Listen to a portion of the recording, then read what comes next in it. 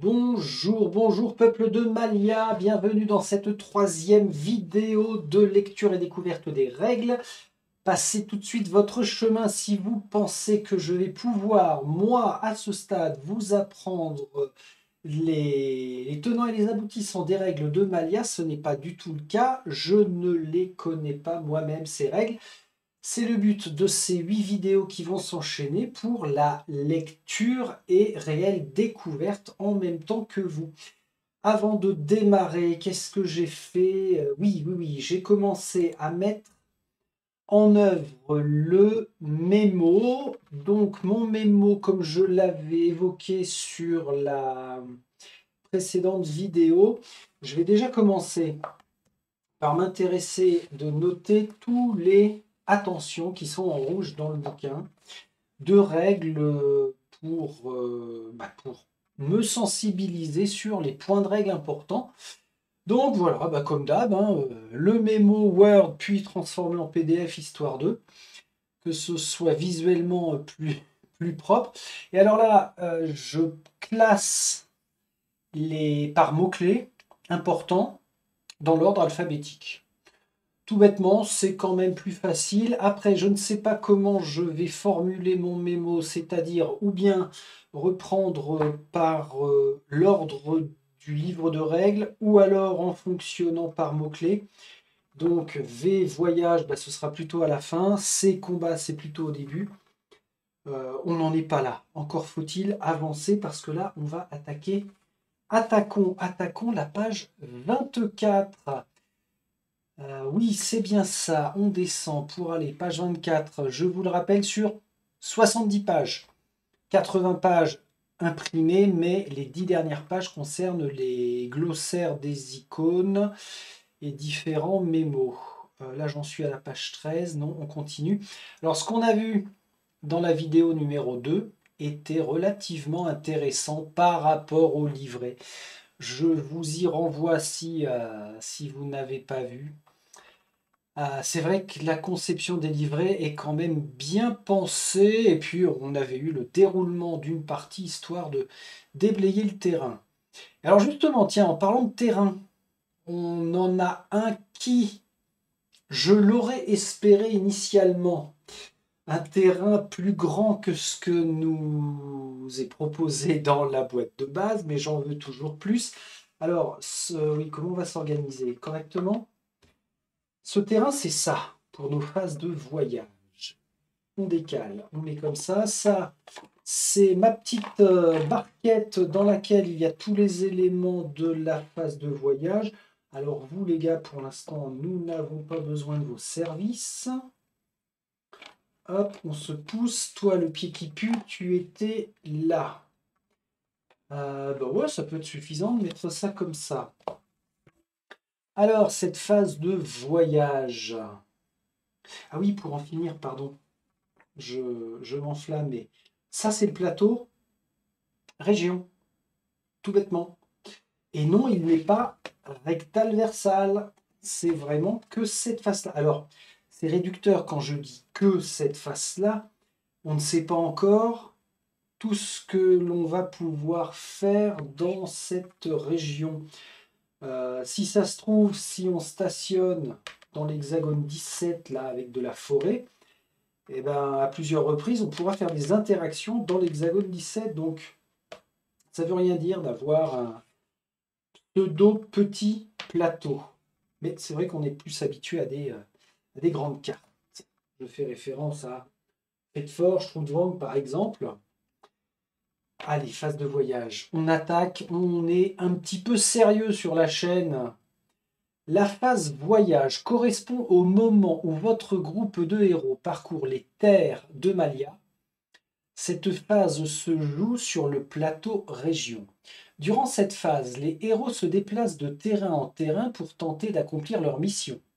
Ils subiront les aléas d'événements variés, pourront pénétrer de sombres donjons, récolter des ressources, fabriquer des potions et d'autres flèches, ou encore prendre un repos bien mérité.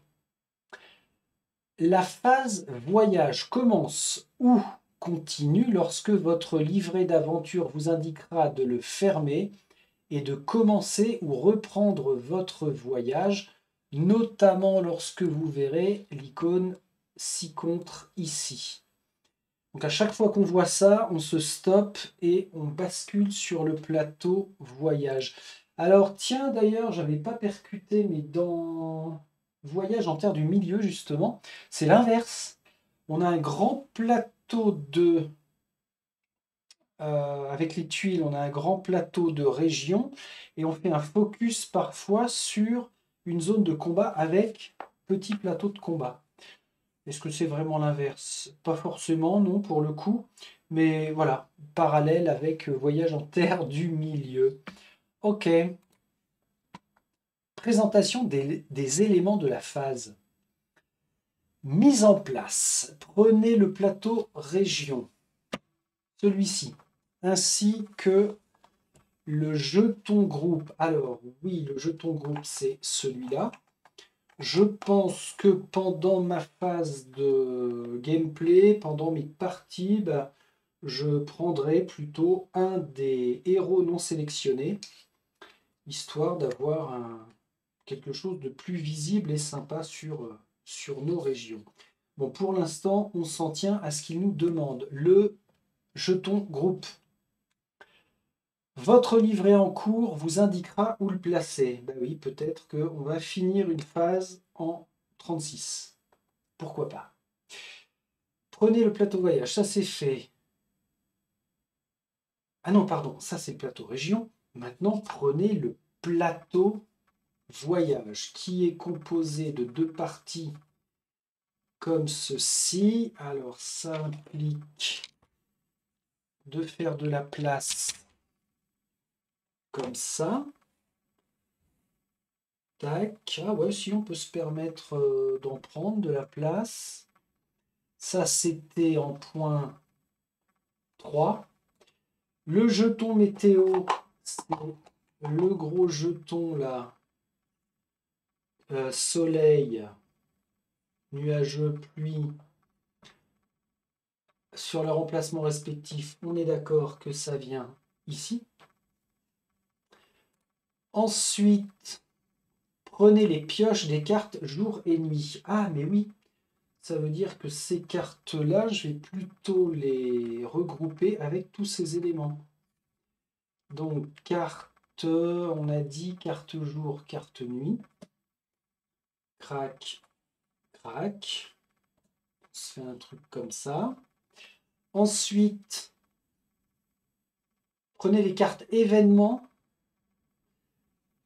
Alors, ça c'est le point numéro 7. Les cartes événements ont un dos. C'est le dos bleu. Ce sont les fameuses cartes. Pas de mélange. Non, ça c'était les cartes action. Je m'en souviens très bien. Les cartes événements. Alors attendez, parce que là, à l'écran, je vois pas bien le dos. Carte action, talent, repos, jour.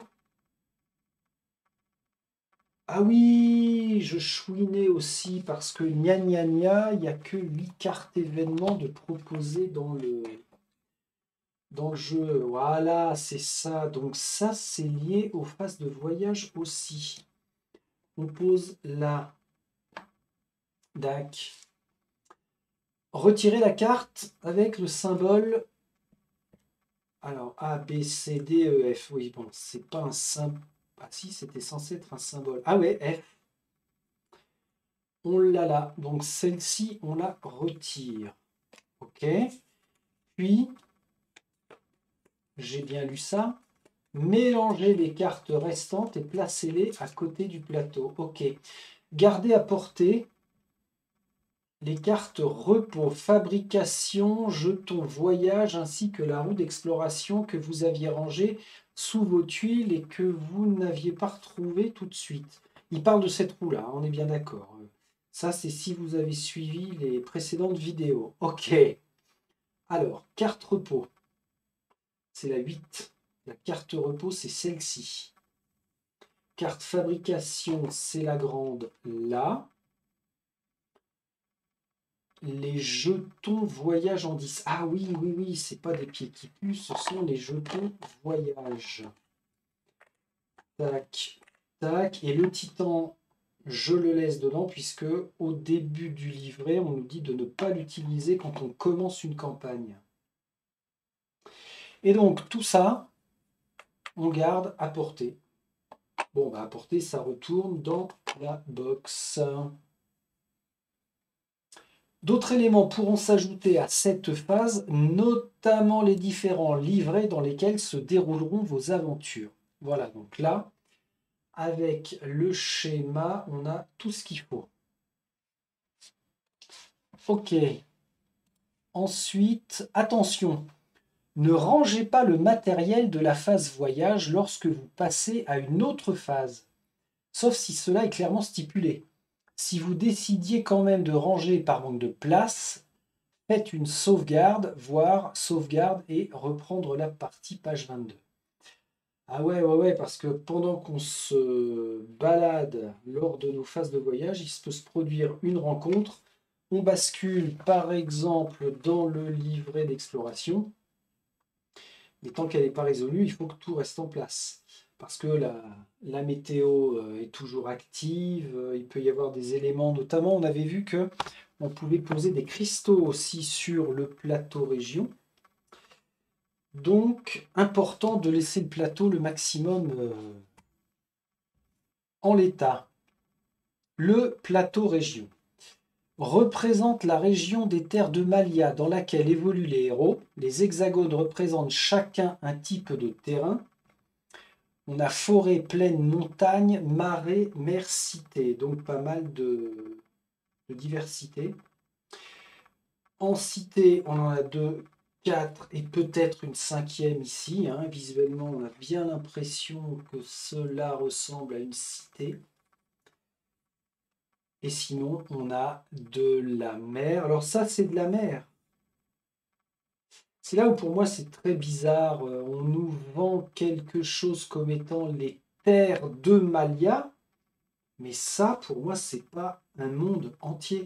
Si j'en fais une boule, ça me paraît tellement petit. Et on n'aurait que cette zone de région de mer. Donc, bon, là, il y a quelque chose qui, pour moi, n'est pas ou bien expliqué ou très cohérent dans ce qu'on nous propose. Bon, sinon, on a des forêts, c'est facilement reconnaissable. Les forêts, les plaines, les marais, les montagnes, bah, on les a là, les montagnes. Et puis voilà, ok. Ah oui, alors en plus, en dessous, c'est expliqué. Donc, montagne, ici, yes. Hexagone de cité, bon, c'est vraiment une cité, ça marche. Les hexagones de forêt, les marais, la mer, d'accord, la plaine. Voilà, on a tout bon. Les hexagones de mer sont inaccessibles au groupe de héros. C'est bien dommage, on ne peut pas faire ça. Ça, pourtant il y a des numéros. Ah, on ne peut pas, comme dans Trou de Vang, utiliser des bateaux, ce serait étonnant quand même. On verra. Le groupe de héros ne se déplace jamais lors de la phase de voyage. Hop. On va la refaire. Le groupe de héros ne se sépare jamais lors de la phase de voyage. Sauf si l'histoire le précise. La position du groupe sur le plateau région est définie par le jeton groupe. Ouais, ok, il porte bien son nom. On reste constamment les uns avec les autres. C'est le déplacement du jeton groupe qui permet de suivre l'avancée des héros. Vous pouvez vous déplacer comme vous le souhaitez pour atteindre vos destinations. Certaines sont fixes, comme des cités. D'autres seront présentées à l'aide de cartes scénario qui viendront directement se placer sur le plateau région. Ok, et donc ça va changer le visuel de notre plateau région.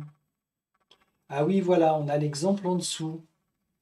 Alors là, 0,4, l'icône sur la carte vous indique sur quel hexagone la placer.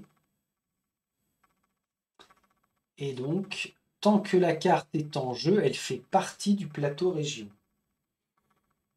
Et elle va nous inciter à nous rendre à cet endroit. C'est malin. C'est bien malin, j'aime bien.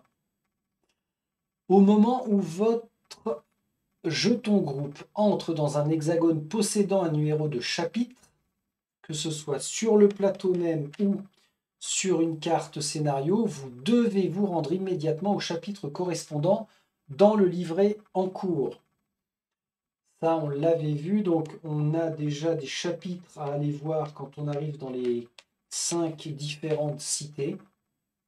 Exemple, rendez-vous au chapitre 53 de votre livret d'aventure ou rendez-vous au chapitre 947 du livret d'événements.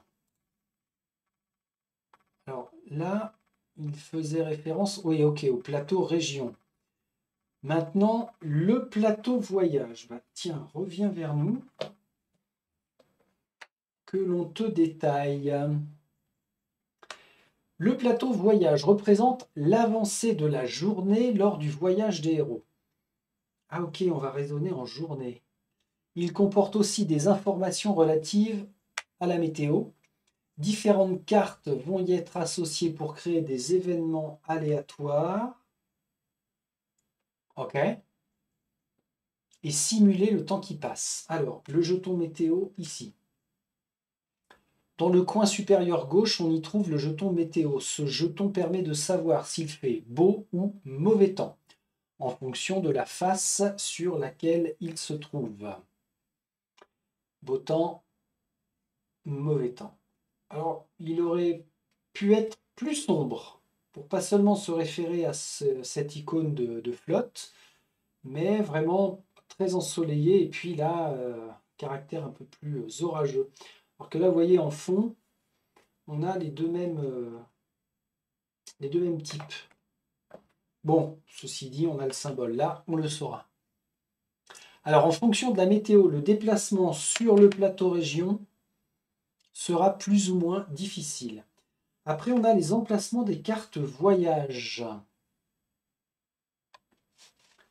Placez les pioches respectives des cartes voyage jour et nuit sur le plateau. Mélangez chaque pioche.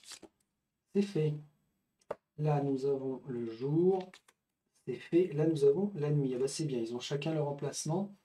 Nickel.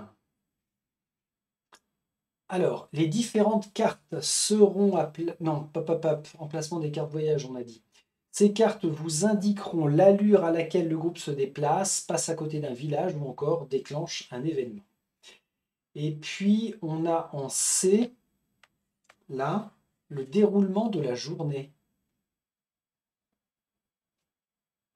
Déroulement de la journée. Il y a 6 emplacements disponibles sur le plateau voyage. 4 pour la partie jour, 2 pour la partie nuit. 1, 2, 3, 4, 1, 2, ok. Les différentes cartes seront placées ici lorsqu'une journée est terminée, c'est-à-dire qu'il n'y a plus d'emplacement disponible.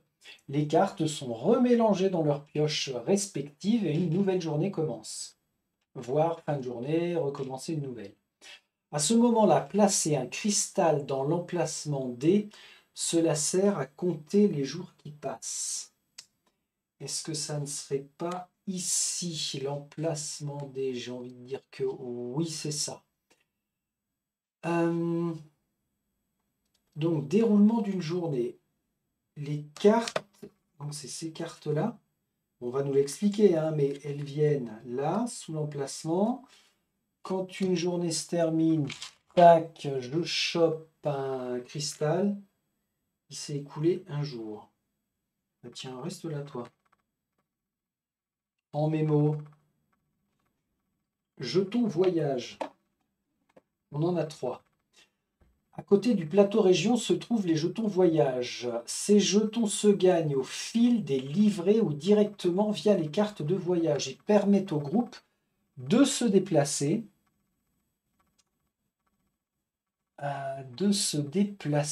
Ok.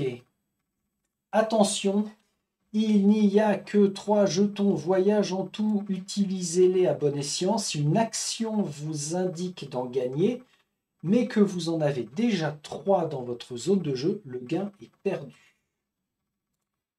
Alors à savoir s'il faut vraiment les maximiser ou pas. Ça, c'est en jouant qu'on le saura. Une fois qu'un jeton voyage est gagné, placez-le dans votre zone de jeu. Ils sont aussi utilisés dans d'autres cas de figure qui seront expliqués plus tard. Bien. Ensuite, les fameuses cartes voyage. Il existe deux types. Les cartes jour et les cartes nuit. Elles représentent chacune un terrain spécifique parmi les 4 possibles, montagne, forêt, plaine et marais. Suivant si le terrain sur lequel se trouve votre groupe correspond ou non, l'effet de la carte sera différent. Alors, si je prends celle-ci. Côté utilisé si le terrain correspond à l'icône. On utiliserait ce terrain-là.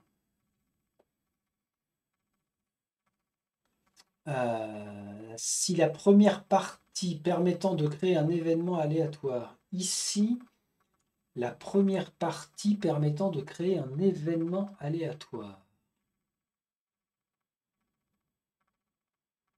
Ok, alors que je reprenne. Ça, c'est le côté utilisé si le terrain correspond à l'icône.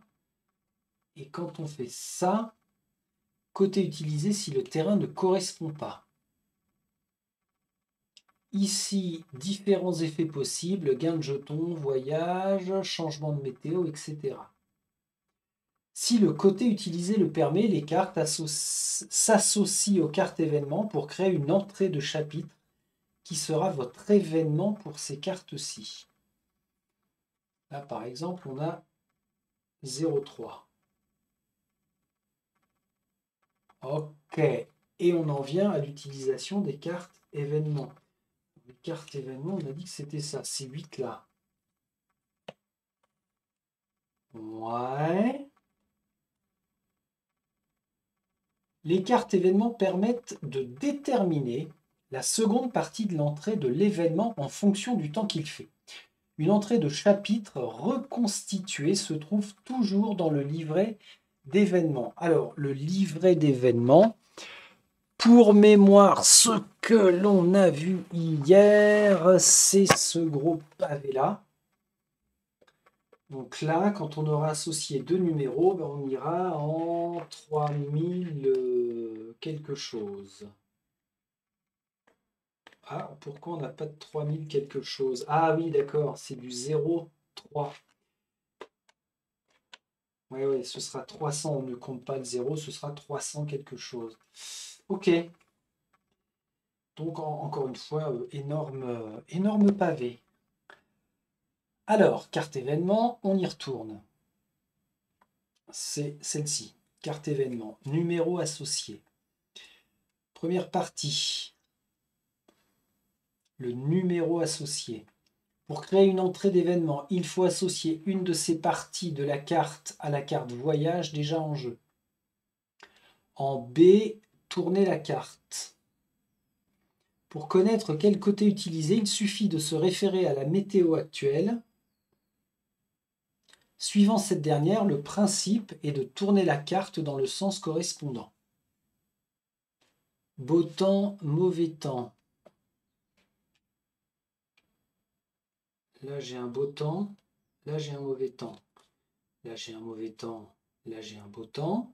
Ah oui, ça, pour l'instant, on s'en occupe pas. On parle d'événements. Ok.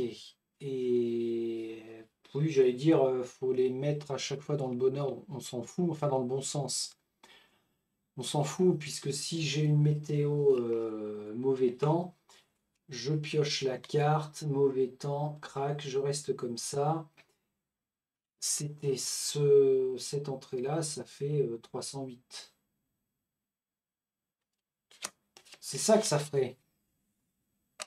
Dac. Alors, d'autres éléments sont présents sur la carte événement, ils seront expliqués dans la partie donjon. Bah oui, notamment ces deux parties-là. Là, on raisonne en diagonale et haut et bas pour les numéros. Exemple, si vous êtes en pleine, pleine partie. Tiens, là, je suis en pleine. Ok. Il fait beau. Il fait beau. Youpi. Associez les cartes ainsi pour obtenir une entrée. Je suis, alors là pour le coup, il aurait fallu que j'ai une carte pleine. Ça c'est une carte pleine, marais, forêt, montagne, forêt, ouais, donc ça, ah oui, il va falloir s'habituer au dessin. Là, on est censé être dans une plaine. Donc 0,1, il fait beau, ça fait l'entrée 111. Ah non, comment il est net? Ah ouais, si. Hein? Associer les cartes ainsi pour obtenir une entrée. 0,1. 0,1, 0,1. Elle est où la carte 0,1? Enfin, l'entrée 0,1, là, je veux voir. Je veux le voir de mes yeux. Ah non, elle était à l'envers. Oh, bugué. Bugué, Friedrich. Voilà, 0,1, c'est vraiment celle-ci. Donc, on les associe comme ça. Oui, d'accord, on reforme le diamant. Donc, ça fait 101. Bien, Friedrich, bien. Il progresse, le pépère.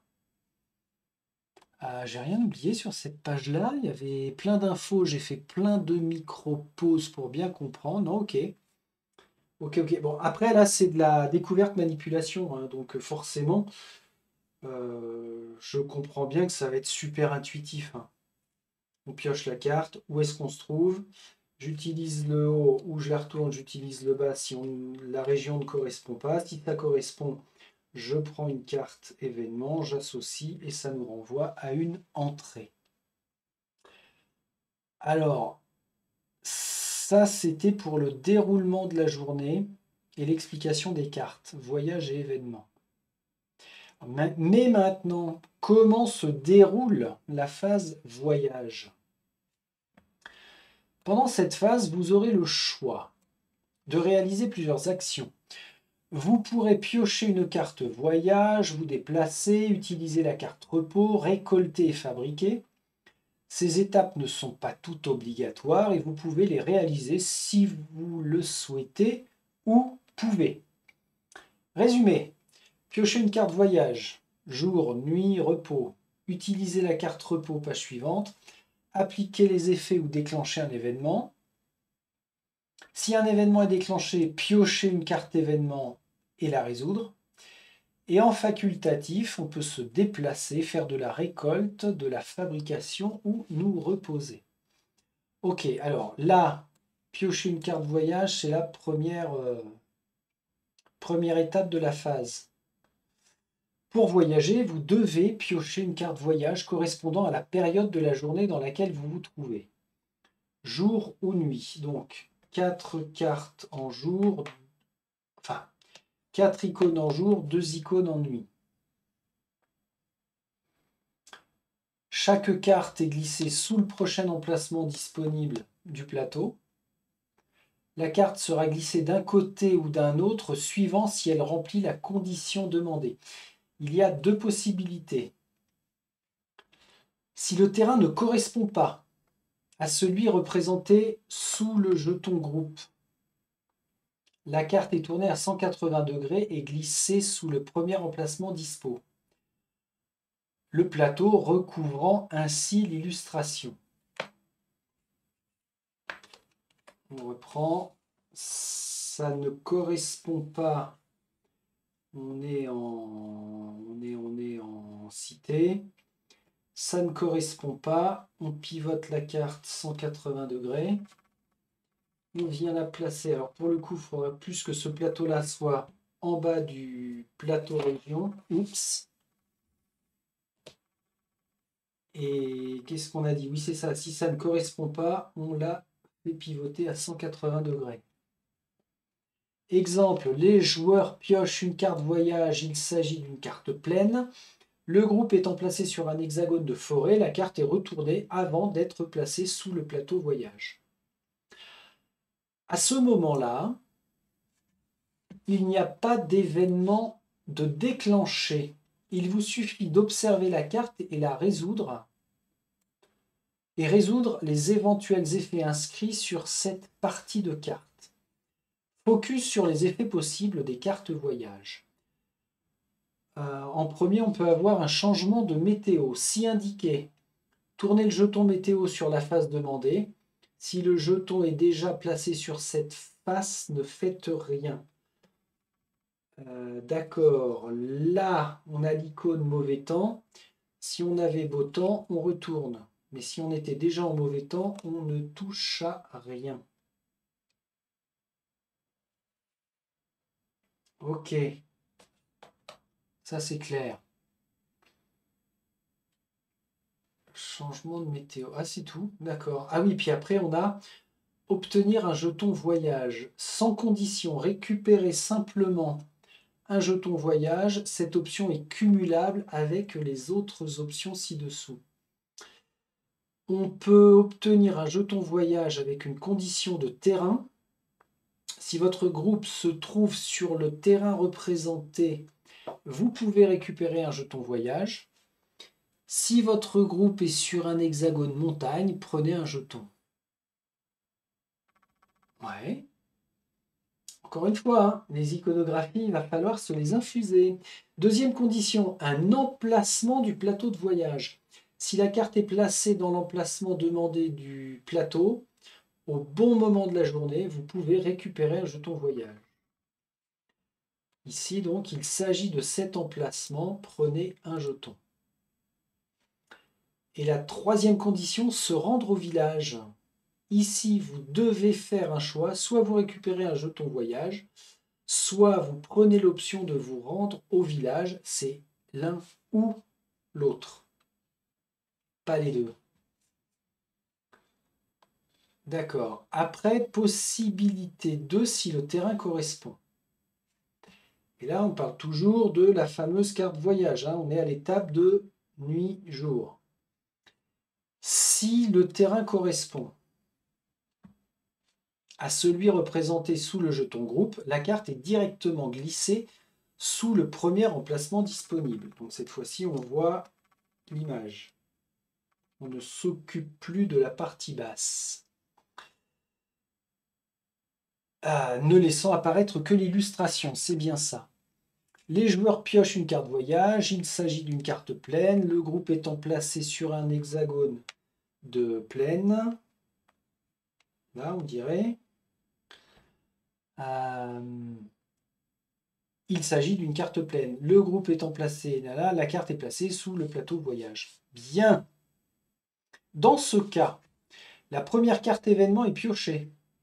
Celle-ci doit être tournée dans le sens correspondant à la météo actuelle, beau temps, mauvais temps, avant d'être glissée sous la carte voyage. Vous devez alors vous référer à l'entrée indiquée dans le livret d'événements. On en revient toujours à notre fameux 0,1. Ok, donc on fait ça. Ouais, il faut quand même prévoir un petit peu de place aussi parce qu'on a vite fait d'avoir 20 cm, 20-40 cm² de prix sur la table. Hein. Rien qu'avec le plateau voyage. Et donc là, on arrive à 101. Attention, vous devez résoudre cet événement avant de faire n'importe quelle autre action. Alors, juste pour le fun et par une intense curiosité maladive. Comment ça, d'habitude, t'aimes pas te spoiler? Là, c'est pas du spoil, c'est une application des règles. Ah oui, on peut largement revenir au début. 101, toc, toc, toc. Oula, il y a la... Ça craque. La tranche du bouquin craque. J'espère que c'est suffisamment solide. Ça n'a pas l'air d'être collé, mais broché. Mhm. Qu'est-ce que je voulais voir? 101. Reste concentré. 101, petit paragraphe. Blablabli, blablabli, blablablo. Paf. Et après, reprenez votre voyage. Poum, on a bien l'icône carte de région, donc on y retourne. Bien. Donc ça, c'était phase 1, piocher une carte voyage. D'accord. Se déplacer. Étape sur le plateau région. Si nous voulons... Bon, toi, décidément, tu veux pas tenir. Je ferai peut-être une chose sans vouloir abîmer le matériel, mais bande de scotch derrière, comme ça, on n'est plus emmerdé. Scotch transparent, hein, on n'est pas des sauvages. Quand même. Tac, tac, ça pour l'instant, on n'en a pas besoin. Bon, on est là, en forêt. En forêt, il ne fait pas beau. Ok, on ne sait pas pourquoi, un cristal. Très bien. Donc, étape sur le plateau région pour les déplacements. Lorsque le groupe veut se déplacer, il doit d'abord vérifier les conditions sur le jeton météo. Si c'est beau temps, dépensez 2 jetons voyage pour vous déplacer sur un hexagone adjacent. Si c'est mauvais temps, à la vache, on pompe carrément 3 jetons. Ah, sur une journée, oui, donc en fait, c'était pas cohérent de dire que ça, ça représente le monde de Malia. C'est pas possible. Si ça représente une journée, en 1, 2, 3, 4, 5, en 6 jours, on a traversé la planète. On arrête les conneries là. Ou une erreur de traduction, ou quelque chose qui a été mal pensé pour nous retraduire les endroits où on va voyager. Mais n'empêche que, pour voyager, ou bien c'est 2 jetons, ou bien c'est un jeton. Alors j'espère qu'à un moment ou à un autre, on va avoir des petits bonus, histoire de ne dépenser qu'un seul jeton quand même. Même si on est à même d'en récupérer, comme on a vu tout à l'heure avec les icônes, là. Mais ça peut partir très vite. Exemple, la météo est sur mauvais temps. Les joueurs décident de dépenser 3 jetons voyage pour avancer d'un hexagone. Ils quittent donc la plaine pour rentrer dans la forêt et déplacent le jeton groupe sur l'hexagone de la forêt. Le groupe peut se déplacer d'un hexagone adjacent dans n'importe quelle direction. Par défaut, le groupe de héros peut se déplacer sur les hexagones mères, ne peut pas, et il y a une négation. Hein. Par défaut, le groupe de héros ne peut pas se déplacer sur les hexagones mères, ainsi que sur les demi-hexagones situés au bord du plateau. Une fois le déplacement réalisé, le groupe peut piocher une nouvelle carte voyage. Donc là, on n'y va pas. De toute façon, ce ne sont pas des hexagones numérotés. Est-ce qu'on sera autorisé? Bah oui, on est autorisé à aller par là pour nous rendre à Caldosa ou à la cité mystérieuse. Mais alors pourquoi on n'a pas de numéro sur ces hexagones? Là, sur ces hexagones, là, 2, 4, il y a 5 hexagones sans numéro. C'est intriguant. Et à noter aussi, on a des couleurs d'hexagones différents. Est-ce que ça correspondrait à des niveaux de difficulté? Regardez là, toute la région montagneuse, c'est en rouge. La forêt, c'est plutôt en vert. En jaune, aux alentours d'Agarance. Ah, bleu pour les marais. Ah, bah c'est comme ça, peut-être qu'on va aussi pouvoir distinguer les différentes régions. Parce que là, jaune, plaine. Ouais, d'accord. Montagne rouge, forêt vert, plaine jaune, bleu marais. Alors ça, c'est considéré comme des marais. Ça n'est pas un hexagone de mer, quoique, si, il y a vraiment de la mer. Donc là, on n'ira pas. Là, on n'aurait pas pu y aller, c'est un demi-hexagone. Ici, on ne peut pas. Tout ça, on ne peut pas. Parce que c'est de la mer. Très bien. Bon, ça, c'est très simple. Hein. C'est très parlant, pas de problème. Focus, déplacement aléatoire. Forcé ou choisi depuis un livret. Au cours de votre aventure, il sera possible que vous ayez à déplacer votre jeton groupe sans avoir à passer par les étapes précédentes, grâce aux instructions fournies directement dans les livres. Exemple, ici une consigne du livret nous dicte de nous placer directement sur l'hexagone cité 500. Ok, là on voit le schéma, le jeton groupe directement en 500, dans la fameuse cité qui n'est pas nommée. D'autres consignes sont moins spécifiques. Certaines icônes vous indiqueront seulement de vous déplacer depuis l'hexagone sur lequel vous vous trouvez. À ce moment-là, il s'agit d'une icône avec un hexagone. Seul le groupe se déplace sur un hexagone adjacent de son choix. Choix du groupe, ou alors avec le point d'interrogation. Il s'agit d'une icône avec un point d'interrogation. Le groupe doit se déplacer aléatoirement sur un hexagone adjacent. Dans ce cas, piochez une carte action, mélange, et déplacez-vous dans la direction donnée par la bague de l'icône nord.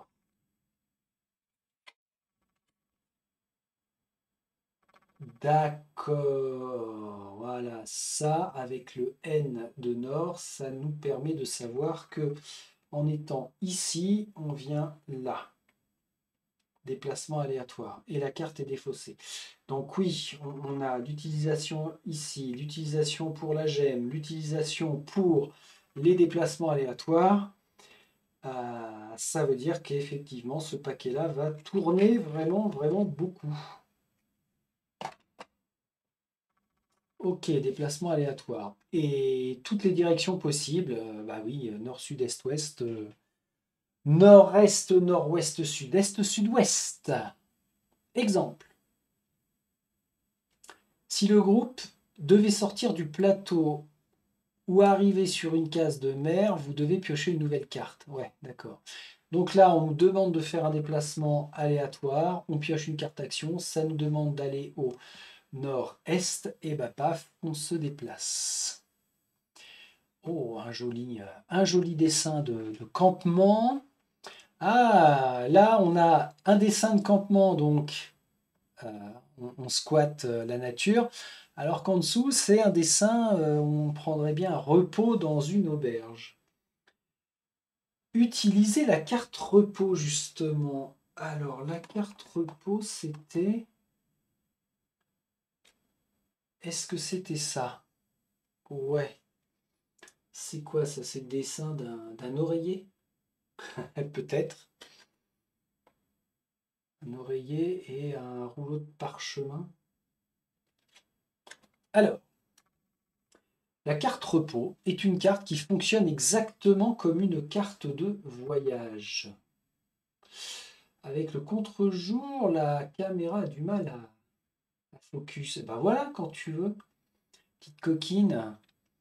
Donc, comme son nom l'indique, elle permet aux joueurs de se reposer pendant leurs aventures et, entre autres, de récupérer des points de vie. Il y a deux façons d'utiliser. Soit votre aventure vous dit de l'utiliser à un moment précis, soit vous avez la possibilité de la jouer à la place d'une carte voyage. De jour comme de nuit, elle comporte deux côtés. Le côté auberge, c'est bien ça. Ouais, le dessin était là pour nous le rappeler. Donc, ou bien auberge, ou bien feu de camp. Par contre, là, je vois pas en quoi ça représente un feu de camp. Ah la vache, ouais, vous savez ce que c'est? C'est un matelas roulé. Waouh! Bah, feu de camp, moi, dans le mot feu de camp, il y a feu. Hein. Oui, je sais, je suis chiant, mais un feu de camp, on met une icône de feu de camp, point, de feu. Bordel. Bon, bref, on devrait y arriver quand même, dans le cerveau d'un Friedrich, de savoir que où on est à l'auberge, si c'est pas l'auberge, c'est le feu de camp. Alors, elle comporte les deux côtés, ok. Comme les cartes voyage, son côté feu de camp va créer un numéro d'entrée, enfin un numéro d'événement, en étant combiné à une carte événement. Attention, la carte repos n'est utilisable qu'une fois par jour. Si celle-ci est déjà glissée dans un emplacement du plateau de voyage, il n'est plus possible de s'en servir, que ce soit volontairement ou par une indication de scénario. Ok. Bah c'est tout ce qu'il y a de plus logique en plus, donc pas d'ambiguïté. Alors, on a les deux effets. Effet côté feu de camp. Peut être utilisé à tout moment de la phase de voyage, si la carte est disponible. Pour cela, glissez-la sous le premier emplacement vide du plateau voyage. En 1, les effets du feu de camp permettent au héros de lancer des dés pour regagner des points de vie et réactiver des jetons aura. Ah ouais, les jetons aura sont là. Et ce, pour chaque signe menace révélée.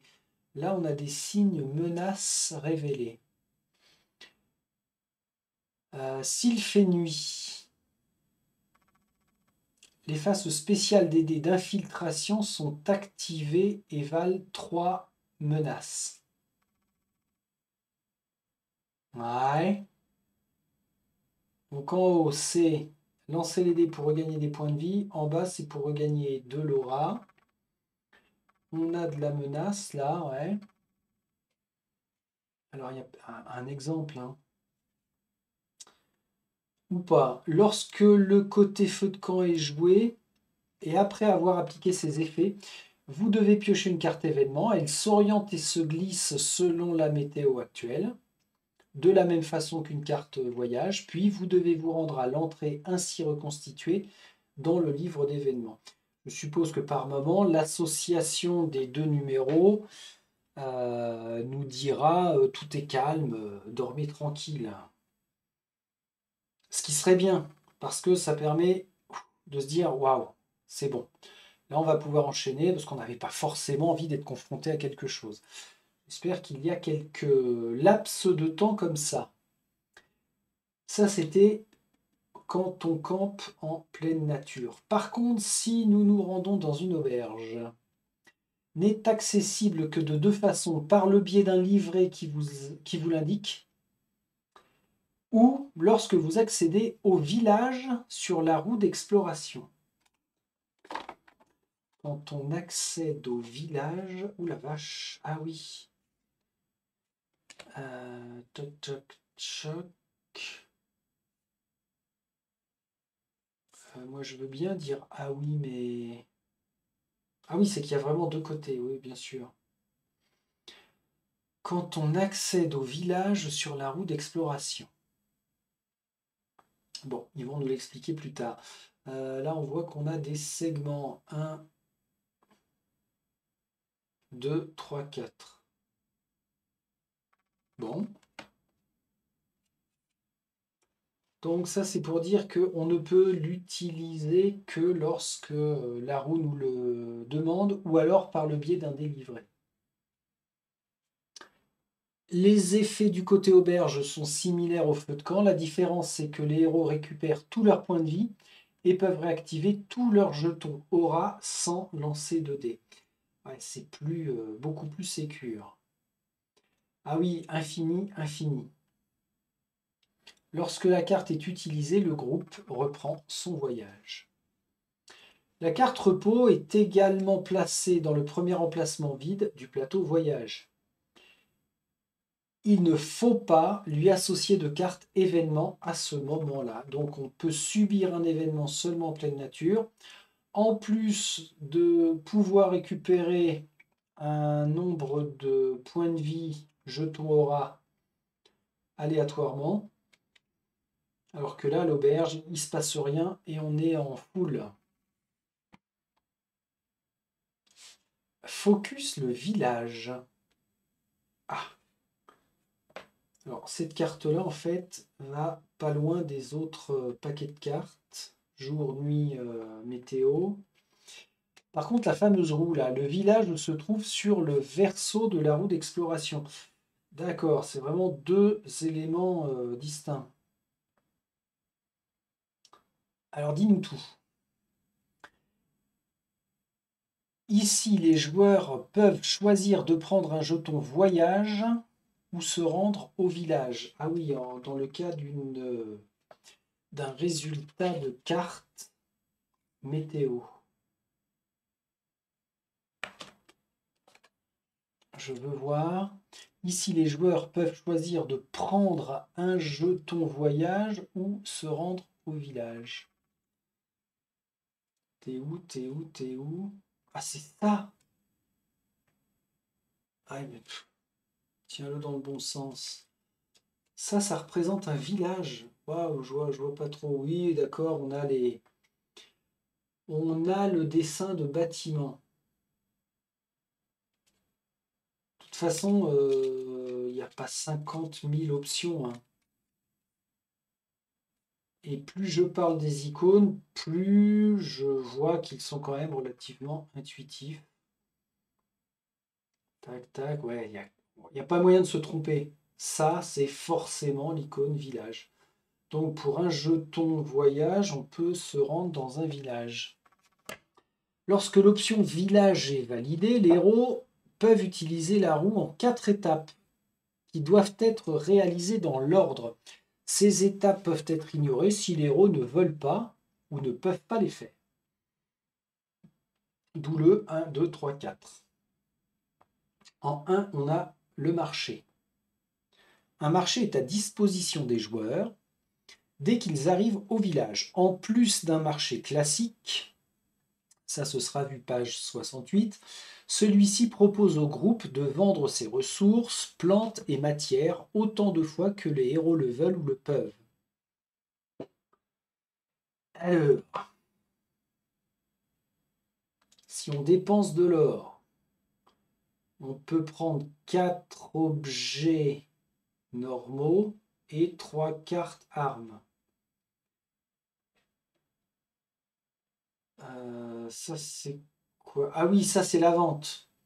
On peut vendre autant de cartes que l'on veut, donc des cartes objets normaux ou améliorées, des armes et armures normales ou améliorées. On vend autant de fois qu'on veut. Ça nous rapporte de l'or divisé par 2. Donc le prix de l'objet indiqué sur la carte vendue divisé par 2. Eh ben, on vient de faire 2 lignes de lecture d'icônes là. Et ça, on peut vendre n'importe quel type de ressources autant de fois qu'on veut, à l'infini. On les défausse parce qu'on a la croix rouge. Et ça nous rapporte une pièce d'or par ressource vendue. D'accord. Après, en 2, une fois qu'on est allé au marché ou pas, on passe à l'auberge. À l'auberge, les héros vont pouvoir se restaurer et récupérer un peu de leur fatigue. Cette action ne peut être utilisée qu'une fois par phase de village. Le groupe dépense 2 pièces d'or pour que chaque héros récupère 2 points de vie et réactive un pion aura. Effet de groupe, on défausse 2 pièces d'or pour que les héros à l'infini, alors c'est pas vraiment à l'infini, mais enfin bon, on récupère 2 points de vie et on retourne un jeton aura. Oui, c'est vrai que les jetons aura, quand on les consomme, on ne les défausse pas, mais on les retourne sur leur face utilisée, face sombre. Donc ça, c'était l'auberge. Et c'est chaque héros. Le groupe dépense 2 pièces d'or pour que chaque héros, d'accord, c'est pas 2 pièces d'or par héros, hein, c'est important. N'allez pas vous faire arnaquer par les aubergistes. La chambre. Après, on va faire dodo. Point numéro 3. Cette option est seulement possible si la carte repos n'est pas utilisée. Bah oui. Si on n'utilise pas ce côté-là, on utilise l'option chambre d'une auberge. Le groupe peut utiliser une chambre pour récupérer totalement. Il doit alors dépenser 2 pièces d'or par héros. À la vache. Autant les soins, c'est 2 pièces d'or pour le groupe, alors que la chambre, c'est 2 pièces d'or par tête de pipe. Ah oui, ça c'est chaque héros. Chaque héros récupère 2 points de vie, restaure une aura. Chaque héros dépense 2 pièces d'or pour se reposer. À ce moment-là, la carte repos côté auberge est glissée sous le premier emplacement disponible du plateau de voyage. Chaque héros récupère tous ses points de vie. et toute son aura. Et puis enfin, on a le départ, c'est le jeton de groupe qui nous renvoie au plateau région. Une fois toutes les actions du village réalisées, les héros reprennent leur voyage. D'accord, je dis d'accord, c'est relativement simple. C'est incorporé dans la phase de voyage. Alors ça change parce que d'habitude, on fait une exploration, on va sur le terrain, hop, phase de repos, on en passe par tout ça. Alors que là, finalement, c'est plutôt lié au moment de la journée et en fonction de si oui ou non on peut accéder à un village. Ah oui, oui, oui, oui, carte événement, on est là. On vient en 17. Carte événement, on remplace, enfin on pose la carte ici, puis on voit qu'il y a le dessin d'un village. Et là, on peut se rendre dans le village pour utiliser la fameuse roue. Ouais, ouais, ouais. Ça veut dire que ce sera, au bout de 2-3 utilisations, ça va être super fluide, hein. Paf, paf. Les actions vont toutes s'enchaîner. C'est bien. Je dis que c'est bien. Effectuer une récolte. Oh purée, oui, c'est vrai que là, dans les différentes actions possibles, c'était où? Résumé de la phase voyage. On peut se déplacer, récolter, fabriquer, se reposer. Et là, c'est l'histoire de la récolte. Lorsque les héros ont résolu l'éventuel événement de la carte voyage, ils peuvent récolter. Ils devront dans ce cas utiliser l'un des côtés de la roue d'exploration. Alors, roue de récolte, on la prend dans ce sens. En 1, le coût de la récolte. Les héros doivent dépenser un jeton voyage. Voilà, pour la défausse dépense d'un jeton voyage, ça permet de faire l'action de récolte. Le terrain, en 2, ici. Ah la vache! Je n'avais pas fait gaffe, mais tac, quand on la tourne, on a le terrain dans lequel on se trouve. Oh, ça m'a l'air vachement bien pensé, ça. La récolte se fait par rapport au terrain sur lequel se trouve le groupe.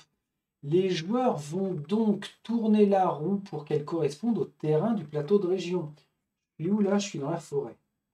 Voilà, je me trouve dans la forêt.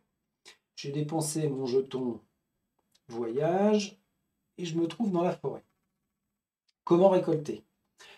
La récolte est confiée à un héros. Il pioche 2 fois la valeur de sa caractéristique de connaissance en carte action, révélant ainsi des gemmes. Alors, 2 fois sa valeur. Oh là là, faut que je boive. Je reviens.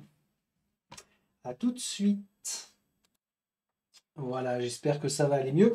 Ça, c'est parce que je me suis reposé trop souvent, non pas dans un village et dans une auberge, mais en pleine nature. Voilà ce qui se passe. Alors donc, la récolte est confiée à un héros. Il pioche 2 fois la valeur de sa caractéristique connaissance. Si j'ai 2 en connaissance, je pioche 4 cartes. Action, pas de mélange. C'est bien ça, hein? Révélant ainsi les gemmes. Révélant ainsi les gemmes. Ah oui, les gemmes, les 4 gemmes là. Chaque gemme permet de récupérer une et une seule ressource comme indiqué sur la roue d'exploration. Attention les yeux. Ouais, ouais, ouais, je vois le genre. Je vois le genre, là, la gemme associée aux emplacements concernés. Donc chaque gemme permet de récupérer une et une seule ressource comme indiqué sur la roue d'exploration en 4. Ouais. Là ou là. Le groupe choisit la ressource souhaitée selon celle proposée. Les ressources ainsi récupérées sont réparties entre les héros comme ils le veulent. D'accord, donc avec, on considère que j'ai 2 en connaissance. Ça me fait piocher 4 cartes. 4 cartes, c'est énorme. Le peuple Sulk a de grandes connaissances. La première, ça correspond à la gemme blanche. Alors on se contrefout du reste, hein. Tout ce qui est ailleurs, là, on s'en bat les brosses, hein. C'est vraiment les gemmes qui nous préoccupent. En forêt, je peux récupérer une ressource, je ne sais plus ce que c'est ça, mais un cube vert. D'accord. Après, encore du vert. Ah bah d'accord, là je pourrais récupérer ça ou de la matière comme ça, hein. Et puis ma dernière gemme bleue, eh ben, je peux récupérer jaune ou bleu. Un exemple, ce sera bien. Les héros se trouvent en forêt, bah, ça tombe bien, et décident de faire une récolte. Ils tournent la roue d'exploration en conséquence. Forêt. Ils décident que le... Hop, hop, hop.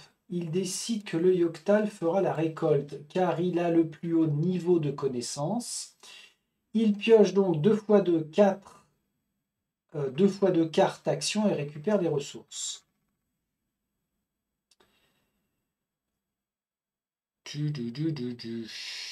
Donc,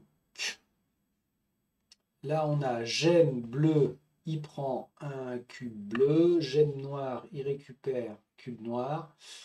Et alors avec les gemmes blanches, ils vont s'orienter sur les ressources matière, je sais plus quoi. Ouais, bah c'est relativement intuitif, hein. On fait de la récolte, on dépense un jeton, on est où? On pioche, enfin qui s'y colle? C'est toi, ok, tu pioches les cartes, et puis collectivement on décide ce qu'on va récolter et surtout à qui ça va. Puisque les ressources de récolte, on va les mettre, hein, sur notre plateau ici, dans les différents emplacements. Et même là, je crois, hein. Ok, bien. Alors ça, c'était la récolte. Mais on peut aussi effectuer une fabrication. Oh la vache! C'est assez poussé, hein. Toi, je t'enlève. Alors, fabrication, ça veut dire que là, la roue, on n'en a plus besoin. Non, lorsque les héros ont résolu l'éventuel événement de la carte voyage, ils peuvent fabriquer. Cette action consiste à transformer les ressources du groupe en potions, flèches, clés et crochets. Pour fabriquer, référez-vous à la carte fabrication et convertissez vos ressources pour obtenir les éléments correspondants. Les ressources ainsi fabriquées doivent être placées dans les sacs à dos des héros comme ils le souhaitent. Si aucun emplacement ne correspond à ce type de ressources parce que non disponible, l'élément est perdu. Ah oui, bon, faire gaffe. Il est possible de défausser un élément pour le remplacer par un nouveau. Alors, un héros souhaite fabriquer un cube flèche spécial vert. Ça. Alors, depuis le début du bouquin, là, il nous parle de flèches. Ça me fait un peu peur parce que les jeux dans lesquels on a des munitions à gérer, c'est pas toujours sympa. Parce que généralement, ça alourdit, hein, le gameplay. On verra, on verra, on verra. Donc, un héros souhaite fabriquer un cube flèche spécial vert. Il défausse les cubes ressources demandées, une matière et une plante verte. Ça, c'est de la matière. Ça, c'est une plante verte. OK. Et les deux, ce sont des cubes verts. Ouais. Puis place sa nouvelle ressource dans l'espace désigné. Attention. Qu'on soit bien d'accord. Ça, c'est l'emplacement des potions. Ça, c'est l'emplacement des clés et des crochets. On a l'emplacement des potions et l'emplacement des flèches. Donc là, c'est le résultat de nos fabrications qu'on vient y placer. Oui, je sais, on l'a vu hier, les sacs à dos. Non, ou avant-hier. Mais ça remonte déjà. Et nos ressources,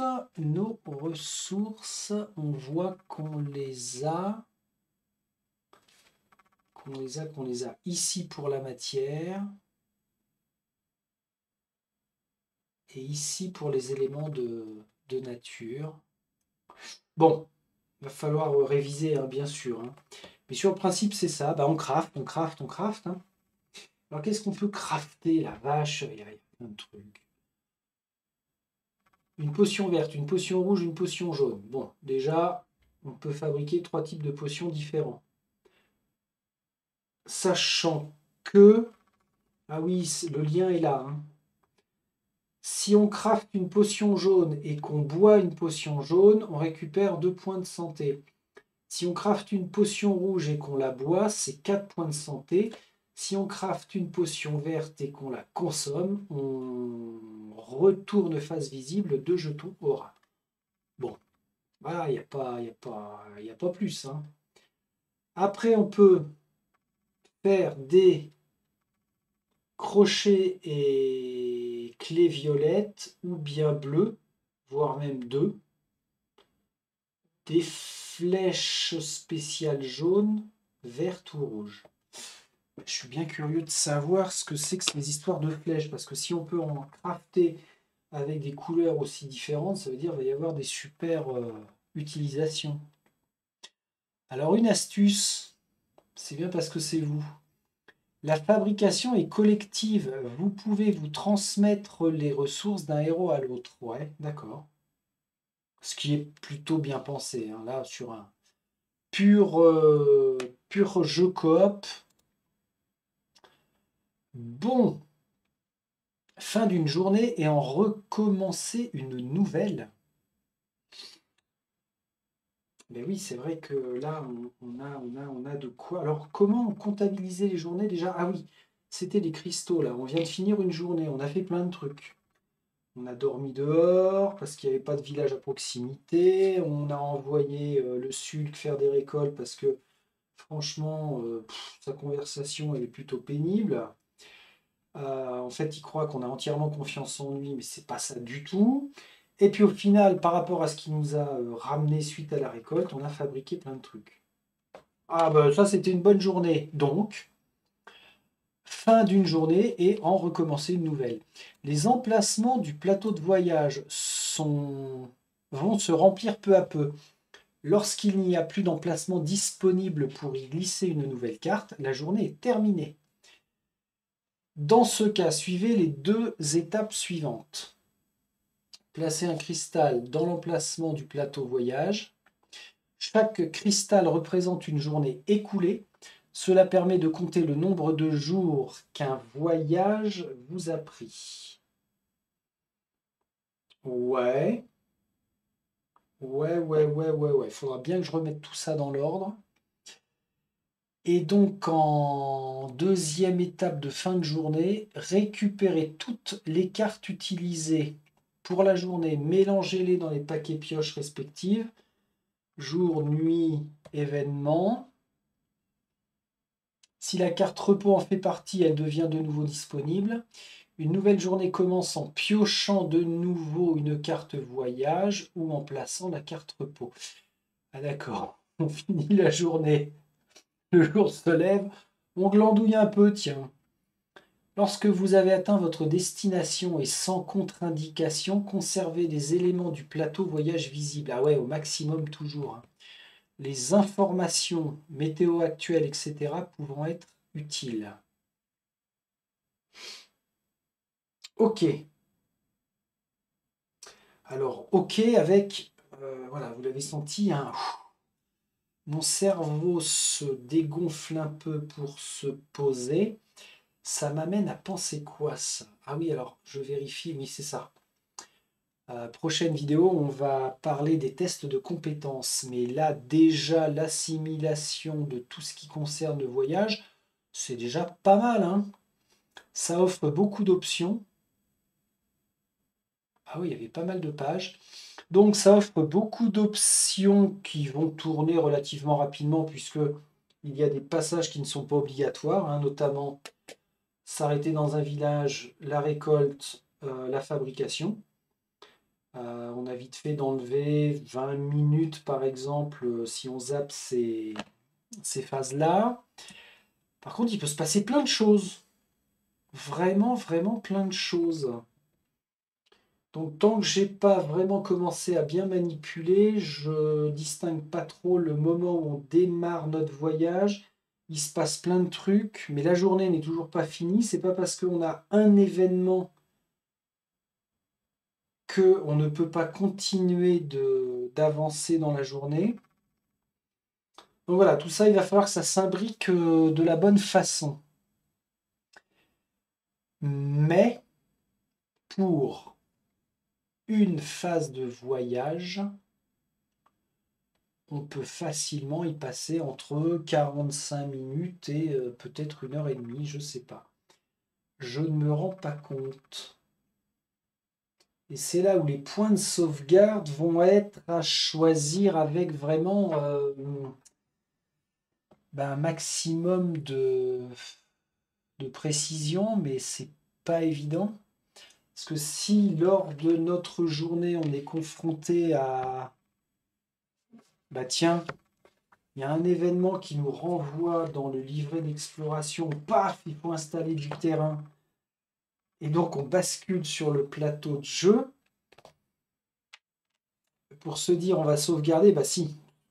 Par exemple, on est renvoyé sur le plateau de jeu, on dit waouh, non. La prochaine fois, on fera notre exploration et on reprendra notre voyage. Je pense que le raisonnement dans Malia sur la progression va être complètement différent des autres jeux où c'est bien distinct. Alors quand je dis bien distinct, ça ne veut pas dire que c'est mieux. C'est pas ça le sujet, c'est que on a une réelle différence d'avancée pour le gameplay. Et encore une fois, ça, c'est ce que je recherche, moi, de la nouveauté d'un jeu à l'autre. Même si c'est un élément très très minime, mais ça donne un petit coup de souffle qui est le bienvenu. Là, depuis le début, par contre, on en a eu plus d'un élément qui change. Le danger, c'est juste que au final, ça devienne un gros bourbier indigeste et que l'avancée dans la campagne, waouh, soit justement indigeste. On verra, hein. On verra. Je me laisse toujours une porte de sortie. Enfin non, c'est pas une porte de sortie, mais je me fais toujours l'avocat du diable parce que s'enflammer pour s'enflammer en disant que c'est toujours vachement bien trouvé et tout, on n'en sait rien tant qu'on n'a pas joué, on ne le sait pas. Donc potentiellement, c'est vrai que ça pourrait être plutôt lourdingue. Bah oui, c'est comme ça. Alors, what else? What else? What else? Je vous retrouve là. Passe caméra, qu'est-ce que je voulais checker? Ah oui, le numéro de page auquel ça nous a amené, parce que mine de rien, ce qui est un élément motivant aussi quand on avance dans la découverte de Raid, c'est qu'on voit que les pages avancent elles aussi. Donc là, on en est à la page 29.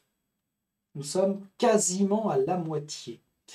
Et c'est bien parce que ce que j'évoquais en intro ou la dernière vidéo, quand on met le nez dans de gros bouquins de règles, il y a des moments comme ça, et celui-là en fait partie, où on n'est pas dans le dur de la règle comme peuvent être les tests et les combats.